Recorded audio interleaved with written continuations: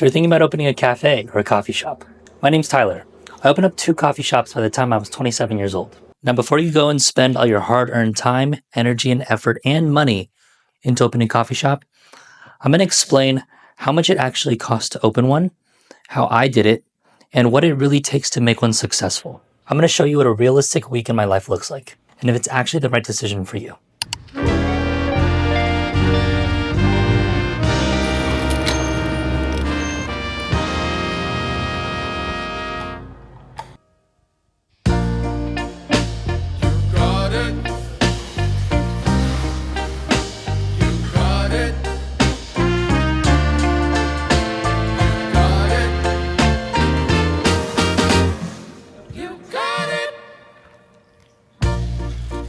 I know sometimes life can be tough, and you feel like you just had enough.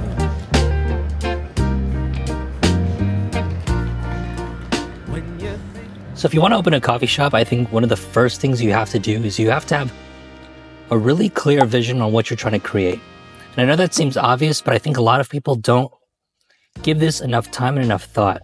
Do you want to create a grab-and-go place? Do you want to create a sit-down place? Do you want to have a lot of seating, or do you want it to be, a really small build-out with mainly to-go and a lot of foot traffic? Do you want to have self-order kiosks? Do you want to have people take orders? Do you want to maximize for efficiency or serve the best cup of coffee that you could possibly make? All of those are doable, but they have different startup costs. They have different management styles. They have different operating costs. So really figuring out what is it that you envision. And I think because that will help shape your menu. Do you want to have do you want people to try things that, wow, I've never had this before in my life? Or do you want it to be more of, wow, this is the best version of something that I've ever had? Or, wow, this is the most quick and efficient, easiest cup of coffee that I ever get at a great price, and it's mid-quality. All those business models honestly can be profitable. It just really depends on what you envision and what you want to share with the world. And I think that's something that I love about entrepreneurship so much, is it gives you the freedom and the mobility to create and put out in the world whatever you want to. And there's really there is a right and a wrong answer as far as the market response, because if you're not able to clearly communicate that vision with people, you're probably not going to do really well and be very profitable.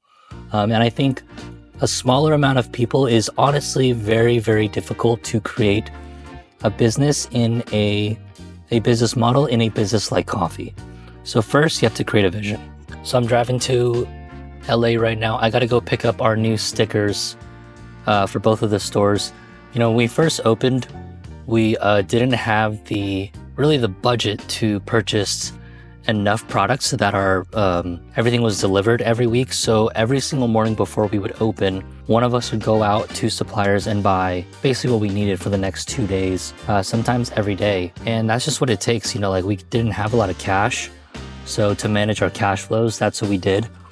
We would go out every single morning and purchase whatever we needed for the day. But I'm really excited about these new stickers. We have a new design. We used to get cups printed, but it actually takes a lot of planning and a lot of capital to do so, because you need a minimum of 30,000 units, but that doesn't really last that long. So it makes more sense to buy more. And the more that you buy, obviously, the cheaper that it gets. But it was really hard to manage cash flows, because at one point you have to dish out tens of thousands of dollars just for some cups, and you may not even use it, and they're branded, so you can't resell them. So what we do now is we just buy regular cups and then we put stickers on them. And I feel like a new sticker is a really simple product that you can do, and it makes people feel like they're getting something new. So yeah, I'm gonna go pick them up right now. Hopefully they turn out well. So I just picked up the new stickers. They actually came out pretty cool. We'll see how they look on the new cups, but I like it.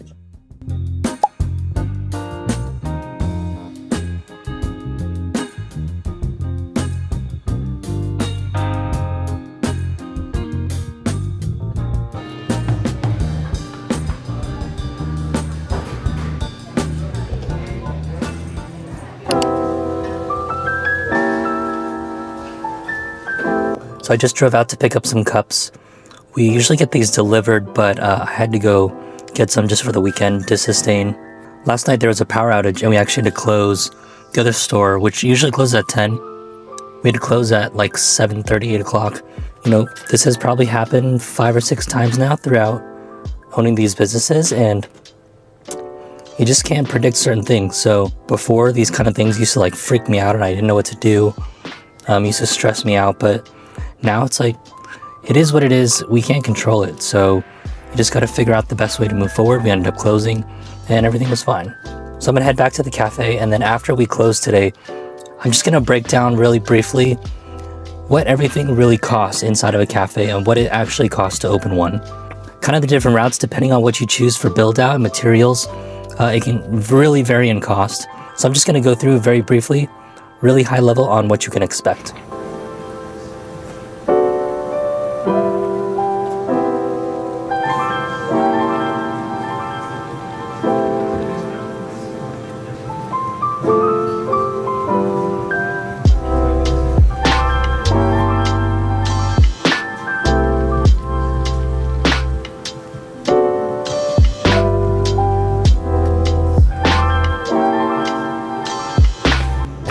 Alright, so I'm going to briefly go through what it costs to open a store. So the store that I'm sitting in right now is about 864 square feet. It took us about 11 months to build out.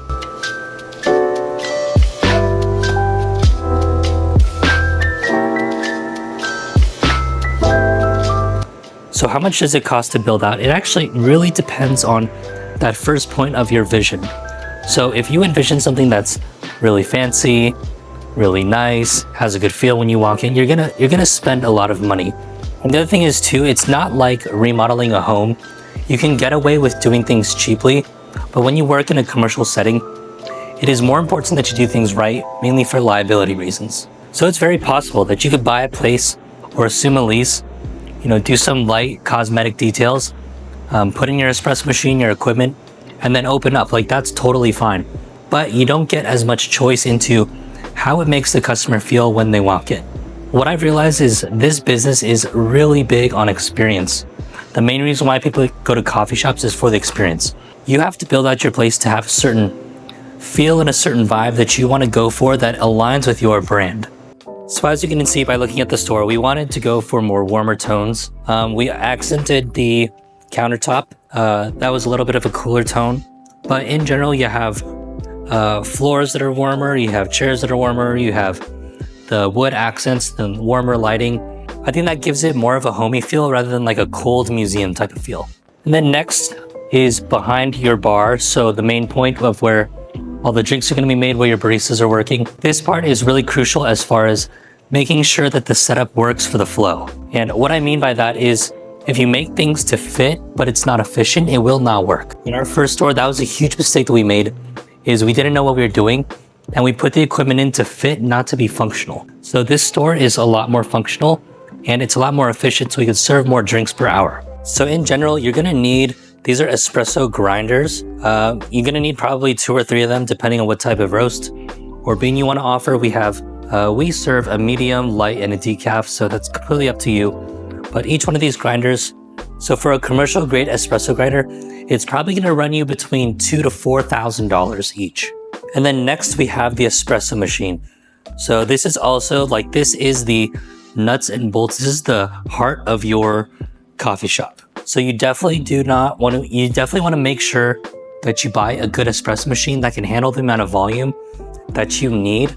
I would say a 2 group is the bare minimum. I can't imagine doing a store with only 1 group head.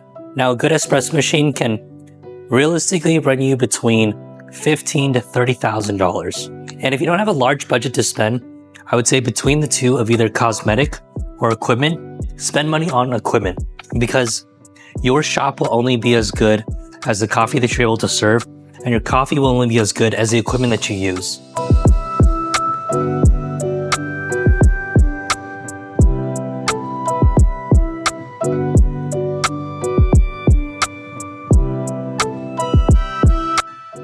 So I'm not going to go through all the equipment, but in general, you're going to need an espresso machine, grinders, a spin rinser, you need like a knock box, you need trash cans, These 3-compartment sinks that you see, those are required for kitchens.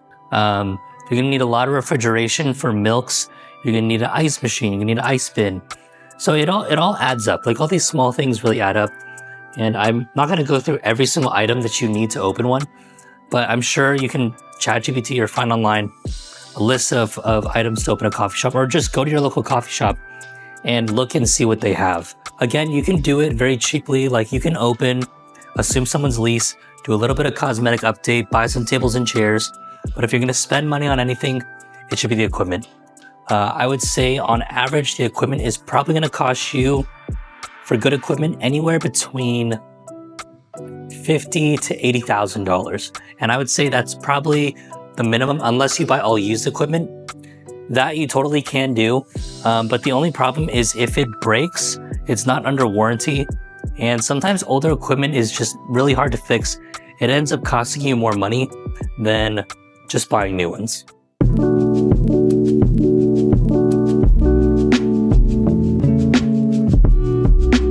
All right, so the next point I want to talk about is money. And in my opinion, this is the most important part of the whole equation.